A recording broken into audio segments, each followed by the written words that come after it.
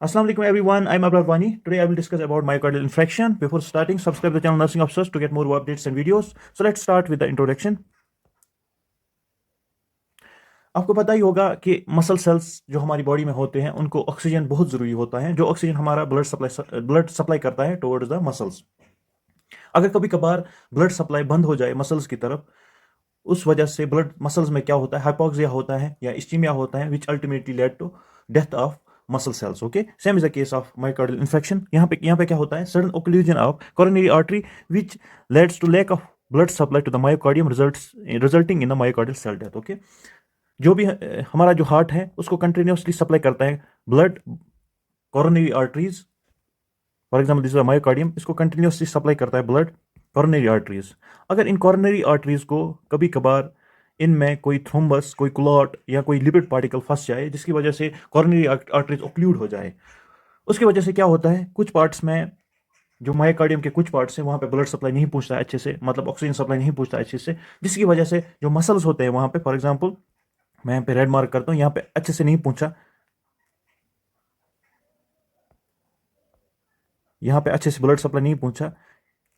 इसकी वजह से क्या होता है, अल्टीमेटली मायोकार्डियल इस्चीमिया होता है, मायोकार्डियल इस्चीमिया होता है, अल्टीमेटली जो वहाँ पे सेल्स होते हैं वो डाई हो जाते हैं, मर जाते हैं, वहाँ पे वो काम करना बंद करते हैं, जिसकी वजह से मायोकार्डियल इन्फेक्शन होता है। मायोकार्डियल इन्फेक्शन सिंपली क्या होता है, lack of blood supply to the myocardium which will result in myocardial death. That means which will first leads to myocardial ischemia, ultimately cell death हो जाती है, वहाँ पे नेक्रोसिस हो सकती है वहाँ पे। ओके, जिसको हम कहते हैं myocardial infection.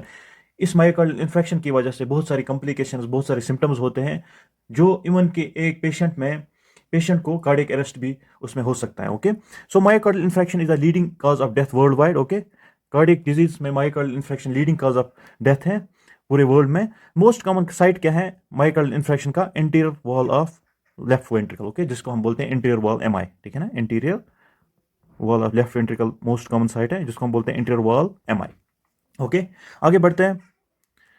So what are the risk factors, जैसे आपको समझ में आया मायोकार्डियल इन्फेक्शन क्या होता है। मायोकार्डियल इन्फेक्शन इतना ही होता है कि ब्लड सप्लाई कंटिन्यूसली ओक्लूड होता है कोई कोरोनरी आर्टरी, जिसकी वजह से ब्लड सप्लाई कम पहुंचता है कहाँ पे, मायोकार्डियम में, क्योंकि मायोकार्डियम को बहुत जरूरी होता है ब्लड सप्लाई फंक्शन करने के लिए। अगर ऑक्सीजन सप्लाई कम पहुंचे मायोकार्डियम में, अल्टीमेटली मायोकार्डियल इस्चीमिया हो सकता है, जिसकी वजह से नेक्रोसिस हो सकता है, which will lead to the MI. Okay, risk factors क्या है इसके, पहली atherosclerosis.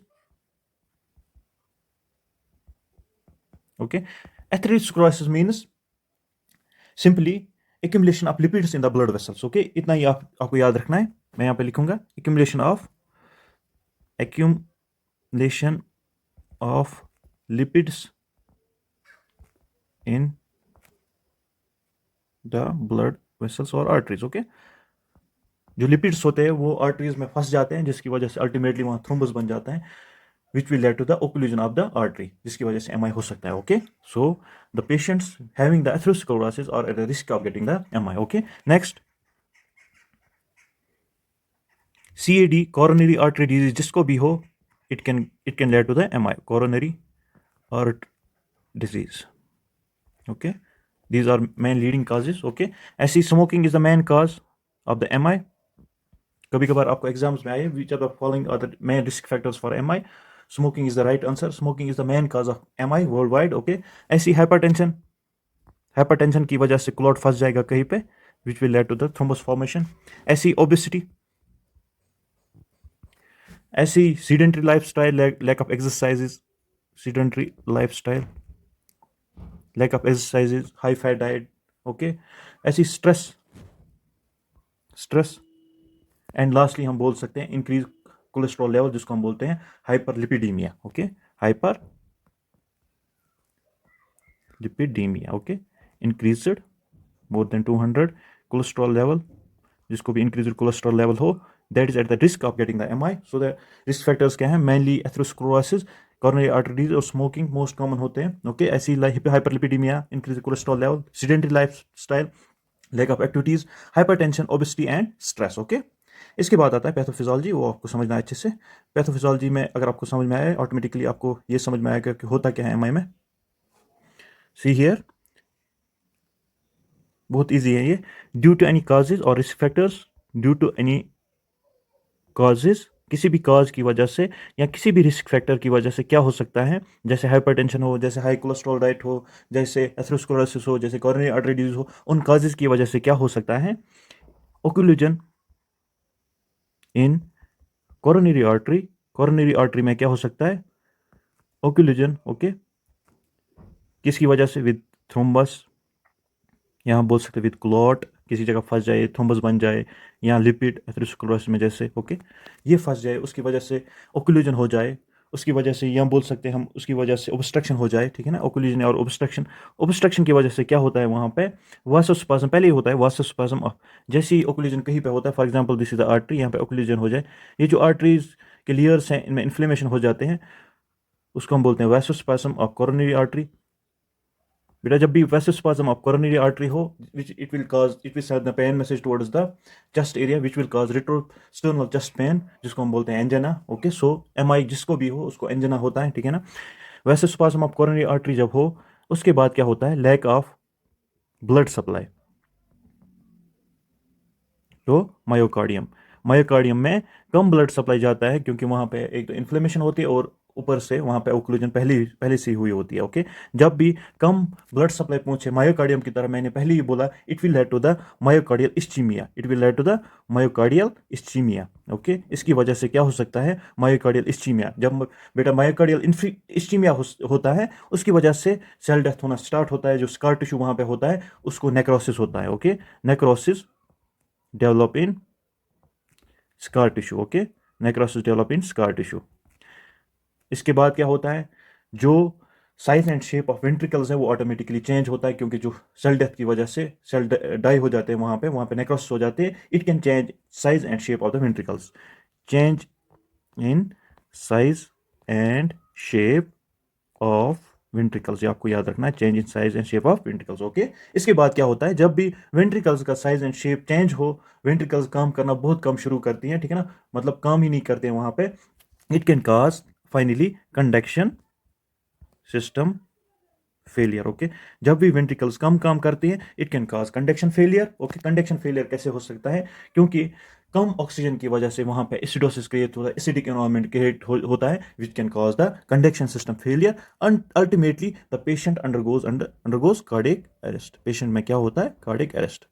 It's simple, due to any causes, अगर कोई किसी भी काज की वजह से क्या होता है, किसी भी रिस्क फैक्टर की वजह से क्या होता है, वहां पे क्लॉट किसी जगह फंस जाता है, क्लॉट कंटिन्यूसली फंसने की वजह से, देखो अगर फॉर एग्जांपल यहाँ पे क्लॉट फंस गया, अल्टीमेटली जो रश ऑफ ब्लड वहाँ यहाँ से आता है, ये क्लॉट फिर से वहाँ पे अटैच होता है, फाइनली वहाँ पे थ्रोम्बस बन जाता है। जब भी थ्रोम्बस और लिपिड बन जाता है, which it can cause vasospasm of coronary artery, यहाँ पे इन्फ्लेमेशन होगा लेयर्स ऑफ आर्टरीज में, which can cause lack of blood supply to the myocardium, which can cause myocardial ischaemia, okay. Myocardial ischaemia जब बेटा होता है, it can cause necrosis, okay, necrosis in the scar tissue, जो यहाँ पे scar tissue था उसमें सेल डेथ हुआ, जिसकी वजह से नेक्रोसिस हुआ, which can change the shape and size of the ventricles, ultimately leads to the conduction system failure, क्योंकि वहां पे कंडक्शन सिस्टम फेलियर हुआ, which can lead to cardiac arrest, which leads to cardiac arrest, जिसकी वजह से cardiac arrest हो सकता है, ओके, पेशेंट मर जाता है। इसीलिए जो MI होता है, जब भी किसी पेशेंट में चेस्ट पेन हो,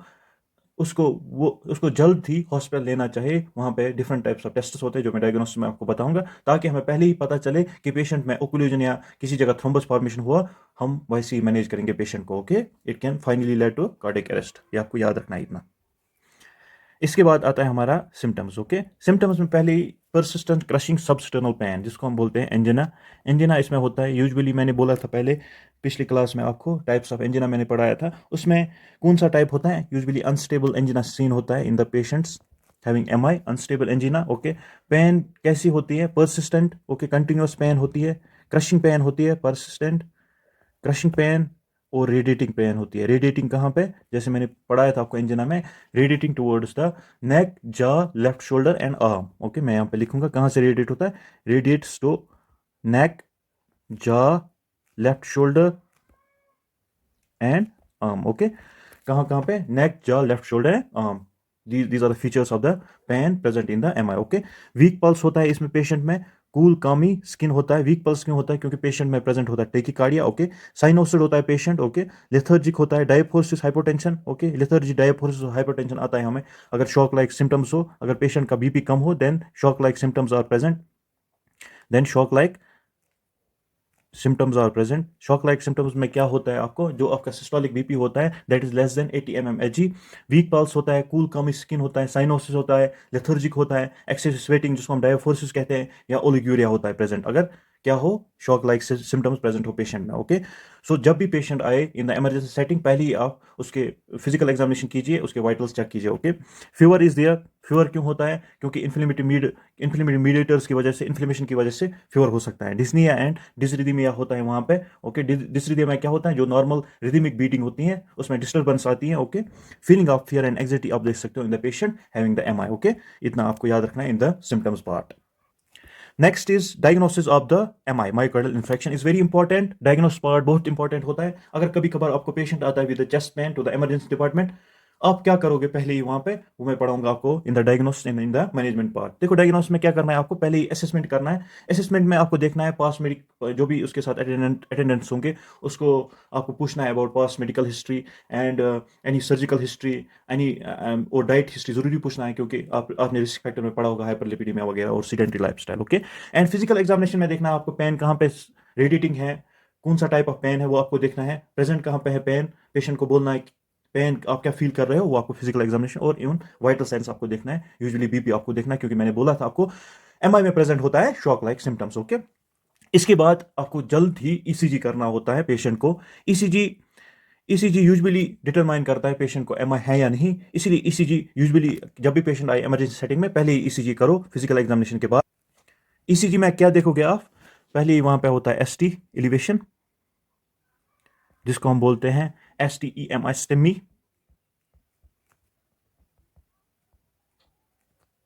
ST elevation myocardial infarction, okay, ST elevation myocardial infarction जिसको हम बोलते हैं ST एलिवेशन, इसमें होता है STEMI, आप याद रखो STEMI से आपको याद पड़ेगा एग्जाम्स में, अगर पेशेंट में ECG चेंज आए इन the myocardial infarction exams competitive exam में आपको STEMI याद रखो, ST एलिवेशन इसमें होता है। और टीवी इन्वर्शन आप देखोगे, टीवी इन्वर्शन आपको दिखाएगा that the patient has ischaemia, myocardial ischaemia, ठीक है ना। ST elevation and T wave inversion present in the ECG, और ईसीजी बहुत जल्दी करना होता है। जब भी पेशेंट इमरजेंसी सेटिंग में आए विद इन 10 मिनट्स आप ईसीजी करो पेशेंट को आफ्टर फिजिकल एग्जामिनेशन।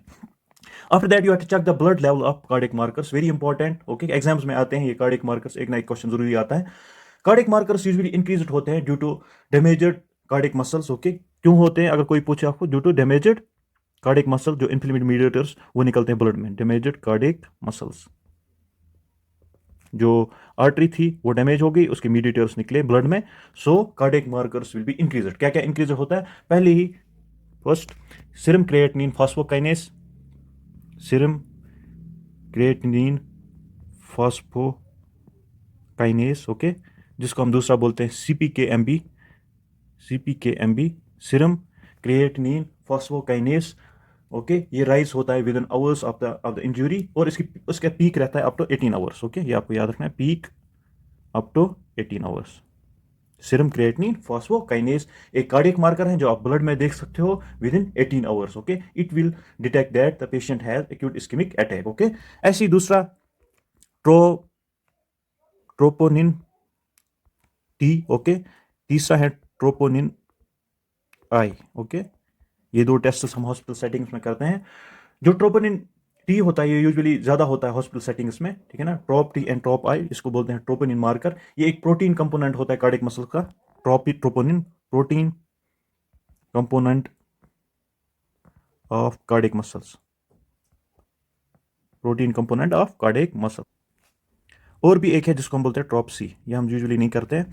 इनमें से trop T, trop I and trop C, troponin I more specific marker होता है for MI, okay. Troponin I is more specific marker, ये कभी कभार एग्जाम में आता है, which of the following is more specific marker for MI, आप लिख देना troponin I specific marker for MI, okay. क्यों ये मोर स्पेसिफिक मार्कर होता है, क्योंकि ये एलिवेटेड रहता है up to 7 to 10 days, okay. It remains elevated up to 7 to 10 days, ये आपको याद रखना है। सो पेशेंट को अगर हम ट्रॉप टी करेंगे वो नेगेटिव आया, ट्रोपोनिन आई जरूरी किया करें, क्योंकि एलिवेशन रहती है अप टू 7 to 10 डेज, और ये इंक्रीज होता है with in 3 to 4 hours of the injury, okay, ठीक है ना। आपको this was about the troponin. इसके अलावा एलडीएच, लैक्टेट डिहाइड्रोजिनेस, जिसको हम बोलते हैं एलडीएच, ये भी आप याद रखना, लैक्टेट डिहाइड्रोजिनेस। ओके, ये भी फाउंड होता है इन द ब्लड। इसके मार्कर्स भी इंक्रीज होते हैं ब्लड में, ये आपको याद रखना है। ये लैक्टेट डिहाइड्रोजिनेस प्रेजेंट होता है in the variety of tissues like lung tissue में, किडनी टिश्यू में, हार्ट में होता ही है, लिवर में। ओके, ये एक आइसो एंजाइम है। सो अगर इंक्रीज होगा LDH1 या LDH2, it may suggest myocardial infection. Okay, blood level of cardiac markers के अलावा आप कर सकते हो पेशेंट में cardio coronary angiogram. Coronary angiogram में क्या होता है? Coronary angiogram means visualization of coronary arteries by using x-ray. Okay, क्योंकि हमें देखना है obstructions of blood flow to the heart muscle. Okay, coronary angiogram means visualization of coronary arteries, ये आप याद रखना, विजुअलाइजेशन ऑफ कोरोनरी आर्टरीज। क्यों देखना है हमें कोरोनरी आर्टरीज की तरफ? हमें देखना है कहाँ पे ओक्लूड हुआ है, क्यों जाता है कम blood supply towards the heart muscle. Okay, ऐसे ही हम लास्टली ट्रेडमिल टेस्ट कर सकते हैं। This is the exercise tolerance test, दूसरा नाम हम बोलते हैं इसको एक्सरसाइज टॉलरेंस टेस्ट। इसमें क्या करते हैं हम? ये हम मेजर करते हैं कार्डियोवास्कुलर फिटनेस। ओके, हम पेशेंट को रन करवाते हैं ये ट्रेडमिल पे, ठीक है ना, to check the heart rate, blood pressure, oxygen saturation and electrocardiograph response. Okay, हम देखते हैं डिफरेंट इलेक्ट्रोकार्डियोग्राफ रेस्पॉन्स। उसी में हम देख सकते हैं पेशेंट को मत MI है या और कोई डिजीज है, जैसे कार्डियोमायोपैथी जैसे होती है, वो हम देख सकते हैं in the treadmill test. Okay, so diagnosis simple है, पहले हमें असेसमेंट करना है to check the history, physical examination, जल्दी हमें ECG करना है, ECG within 10 minutes. ECG में हम देख सकते हैं STEMI, ST elevation, myocardial infection, या हम टी इन्वर्शन देख सकते हैं, that will denote that the patient has myocardial ischemia। ऐसे ही हम blood test, blood level cardiac markers करेंगे, जिसमें आएगा हमारा सीरम क्रिएटिनिन, फास्फोकाइनेस, CPK-MB जो इंक्रीज रहता है, ट्रोपोनिन आएगा, जिसमें तीन तरह के ट्रोपोनिन हो रहे हैं, ट्रॉप टी, ट्रॉप आई, ट्रॉप सी, जो यूजुअली हम हॉस्पिटल्स में यूज करें, ट्रॉप टी, ट्रॉप आई। ट्रॉप टी ज्यादा यूज करते हैं। अगर ट्रॉप टी नेगेटिव आता है, हम ट्रॉप आई कर सकते हैं। ट्रॉप I is most reliable because इसका पीक रहता है 7 to 10 डेज। ओके, आपको याद रखना है। ऐसे ही lactate dehydrogenase, LDH1, LDH2 rise होता है इन द ब्लड, क्योंकि LDH प्रेजेंट होता है in the heart, in the other organs में भी प्रेजेंट होता है, जैसे लंग है, जैसे किडनी है, ठीक है ना, ये आपको याद रखना है। ऐसी कोरोनरी एंजियोग्राम होता है, visualization of coronary artery by using x-ray to denote the where the occlusion is. Okay, हमें देखना है ओक्लूजन कहाँ पे है। ऐसे ही हम देख सकते हैं treadmill test, exercise tolerance test. हम पेशेंट को बोलते हैं ट्रेडमिल पे एक्सरसाइज करिए, रनिंग करिए, ताकि हम डिफरेंट कार्डियो इलेक्ट्रोकार्डियोग्राफिक रेस्पॉन्स देखे पेशेंट का। Okay, this is in the diagnosis and diagnosis part is very important. After that complication is there. In the complication there will be heart failure हो सकता है patient में, डिसरिथमियाज हो सकता है, abnormal disturbance in normal rhythm beating, abnormal rhythm, cardiogenic shock हो सकता है, कार्डियक अरेस्ट हो सकता है। ओके, ये चार बहुत इंपॉर्टेंट हैं, ये चार हो सकते हैं ये पेशेंट्स में। और एक चीज होता है that is known as Dressler syndrome. Dressler syndrome में क्या होता है? इसको हम बोलते हैं post myocardial syndrome, post myocardial syndrome. ये सिंड्रोम होता है usually due to the inflammation of the arteries. Okay, inflammation of the arteries होने की वजह से क्या हो सकता है पोस्ट मायोकार्डियल सिंड्रोम में? प्लूरिटिक चेस्ट पेन होता है, pleuritic chest pain, it's characterised by pleuritic chest pain. Pericarditis, pericarditis होता है इसमें पेशेंट में। फीवर हो सकता है, ल्यूकोसाइटोसिस होता है, इंक्रीज WBC काउंट हो सकता है, ठीक है ना, इन द ड्रेसलर सिंड्रोम। अगर कभी एग्जाम में आए, it's also called as post myocardial syndrome. ये कैसे होता है? Due to the damage in the arteries, coronary arteries में डैमेज हो सकता है, जिसकी वजह से पोस्ट मायोकार्डियल सिंड्रोम हो सकता है। एक उसको हम बोलते हैं ड्रेसलर सिंड्रोम। इसमें क्या होता है? प्लूरिटिक चेस्ट पेन होता है, पेरिकार्डाइटिस हो सकता है, फीवर हो सकता है, ल्यूकोसाइटस होता है। ये भी मैनेज हो सकता है इजीली अगर ये पेशेंट में प्रेजेंट हो, ठीक है ना। मगर आपको ध्यान रखना है, MI जो है it will lead to the heart failure, dysrhythmias, cardiogenic shock, and even cardiac arrest in the patient, which ultimately leads to the death of the patient. That is why MI is the leading cause of death worldwide. Okay, इसके बाद होता है management, which is very important, जो आपको अच्छे से याद रखना है। मैनेजमेंट में क्या आता है, ये मैं स्टेप बाय स्टेप बताता हूँ। जब भी कभी पेशेंट आपको आए इमरजेंसी सेटिंग्स में, आपको क्या करना है पहले वहाँ पे? Firstly we have to place the patient, ध्यान रखना, place the patient in semi Fowler's position, semi Fowler's position. जब भी पेशेंट इमरजेंसी सेटिंग में आए, we have to place the patient in the semi Fowler's position. Okay, क्यों? To increase comfort, एक तो उसको चेस्ट पेन है वो कम करने के लिए, कंफर्ट देने के लिए। ओके, एंड ऑक्सीजनेशन, आपको पता है सेमी फॉलोअर्स पोजीशन इसलिए होता है, ऑक्सीजनेशन टू द मायोकार्डियम। मैं ये भी बोलूँगा ये क्यों ज़रूरी है ऑक्सीजनेशन टू द मायोकार्डियम, क्योंकि डिमांड होती है ज़्यादा वहाँ पे, इसलिए ऑक्सीजनेशन ज़रूरी होता है। इसके बाद क्या करना होता है? वी हैव टू एडमिनिस्टर, जब हमने पेशेंट को अच्छे से बेड रेस्ट दिया और सेमी फॉलोअर्स पोजीशन दिया, after that we have to administer O2 at the rate of 2 to 5 litres per minute. Okay, हमें क्या एडमिनिस्टर करना है, ऑक्सीजन एडमिनिस्ट्रेशन देनी है पेशेंट को, क्योंकि मैंने पहले ही बोला था आपको मायोकार्डियम में ज़्यादा डिमांड है ऑक्सीजन की, इसीलिए हमें पेशेंट को पहले ही ऑक्सीजनेशन देना है और सेमी फॉलोस पोजीशन देना है ताकि पेशेंट अच्छे से सांस ले। ओके, कंफर्ट क्यों देना है, क्योंकि पेशेंट में क्या होता है, पेन होता है, चेस्ट पेन की वजह से इंक्रीज डिमांड होती है ऑक्सीजन की। ओके, ज़्यादा से ज़्यादा पेन कम कीजिए और कंफर्ट दीजिए पेशेंट को, जिसकी वजह से क्या हो सकता है, पेशेंट का जो ऑक्सीजन डिमांड है वो कम होगा। ओके, ऑटोमेटिकली पेशेंट स्टेबल हो सकता है, ठीक है ना। So after that, we had to manage the pain of the patient. For that, we can administer morphine to the patient. Morphine on priority to manage pain. Okay, morphine हम देंगे patient को, क्योंकि पेन रिलीफ की वजह से क्या हो सकता है, ऑक्सीजन सप्लाई बढ़ सकता है मायोकार्डियम की तरफ। ओके, अगर पेन हो तो ऑक्सीजन डिमांड ज़्यादा होगी, ठीक है ना। डिमांड ज़्यादा होने की वजह से पेशेंट को ज़्यादा कॉम्प्लिकेशन हो सकते हैं, ठीक है ना। इसलिए हमें ऑक्सीजन सप्लाई देना है, सेमी फॉलोस पोजीशन देना है और पेन कम करना है पेशेंट का, ताकि पेशेंट की ऑक्सीजन सप्लाई ज़्यादा हो मायोकार्डियम की तरफ। Okay, after that we can administer loading dose. हम लोडिंग डोज नॉर्मली देते हैं पेशेंट को। लोडिंग डोज में क्या देते हैं, एंटीप्लेटलेट्स। ओके, लोडिंग डोज देते हैं एंटीप्लेटलेट्स। जैसे आप देखते हैं, अगर कोई काम कर रहा होगा इन द इमरजेंसी सेटिंग्स, हम लोडिंग डोज देते हैं पेशेंट को, antiplatelets like aspirin is there, following aspirin आप याद रखना एक। ओके, क्लोपिड्रिल होता है, एटोरवा होता है, एटोरोस्टेटिन। ओके, ये हम लोडिंग डोज देते हैं, लोड करते हैं पेशेंट विद एंटीप्लेटलेट्स, ताकि ये जो भी क्लॉट हो, जो भी थ्रोम्बस हो, वो ब्रेक हो जाए और पेशेंट को ये रिलीफ मिल जाए from the myocardial infection. After that, जैसे मैंने बोला आपको, पेशेंट में क्या प्रेजेंट होता है, tachycardia. For that, to decrease the heart rate, we have to administer the beta blockers. Administer beta blockers to decrease the heart rate, जैसे propranolol, इस्मोलॉल, इटमोलॉल होता है, हार्ट रेट डिक्रीज करने के लिए और इंक्रीज करने के लिए मायोकार्डियल ऑक्सीजन सप्लाई। ओके, अगर बीपी पेशेंट का कम है, लोअर देन 100 mmHg और 100 mmHg से कम है बीपी, तो हम क्या करेंगे पेशेंट को, पेशेंट अगर कम बीपी है, that means shock like symptoms are present, at that time we will lower the head of the patient और हम इन्फॉर्म करेंगे फिजिशियन को, हम बोलेंगे at last we will administer the thrombolytic agent. हम एडमिनिस्टर करेंगे थ्रोम्बोलाइटिक एजेंट, हम administer करेंगे थ्रोम्बोलाइटिक एजेंट। क्या क्या हम देते हैं हॉस्पिटल्स में thrombolytic agent, for example streptokinase, usually हम देते हैं हर किसी हॉस्पिटल में स्ट्रेप्टोकाइनेस, ठीक है ना। ऐसी यूरोकाइनेस है, ठीक है ना। ऐसी टीपीए है, टीपीए, ये भी हम देते हैं, आपने देखा होगा। Tissue plasminogen activator, tissue plasminogen activator. Okay, क्यों देते हैं हम thrombolytic agents, in order to dissolve the clot को परमानेंटली डिजॉल्व करने के लिए we will administer thrombolytic agent. अगर इससे भी पेशेंट ठीक नहीं होता है, then will move towards surgical procedures. क्या क्या आते हैं इसमें, PTCA, percutaneous transluminal coronary angiography, मैं यहाँ पे लिखूंगा परक्यूटिनियस ट्रांसल्यूमिनल एंजियोग्राफी, पीटीसीए करते हैं हम पेशेंट में, ठीक है ना।